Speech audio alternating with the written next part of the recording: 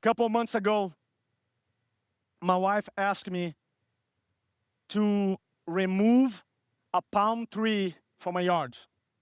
Now, in Brazil, I grew up in apartments, so this whole idea of working in the yard is not my thing.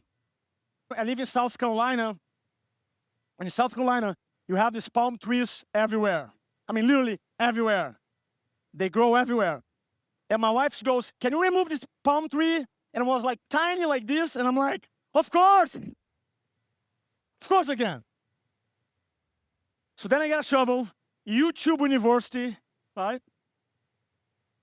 So the palm tree is here, and I made this huge circle. I start digging, digging, digging, digging, try to move the palm tree, nothing. 1 hour digging, I'm like, man, that's hardcore.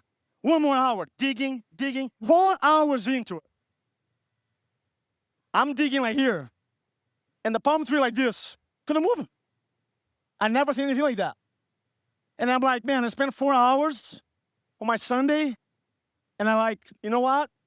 My gardener will be here on Monday, I'll talk to him. So Monday came, Justin, his name. And then, hey, Justin, hey, buddy, can you help me out? I want to show you. And he comes up and says, hey, man, I was trying to remove this palm tree. And we walk towards the palm tree, a mess. Dirt everywhere, this big hole. And he stopped. He looked to the palm tree, look at me, and look up, and look at the hole, and look at me, and look towards the sky. And he said, you won't be able to move it. Why? He said, because this tiny palm tree is attached to something bigger than itself.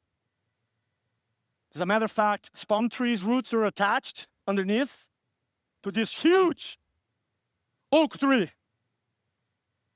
You won't be able to move it. The best communicators, they're attached to something bigger than themselves. They have a purpose. What is your oak tree? What is your oak tree?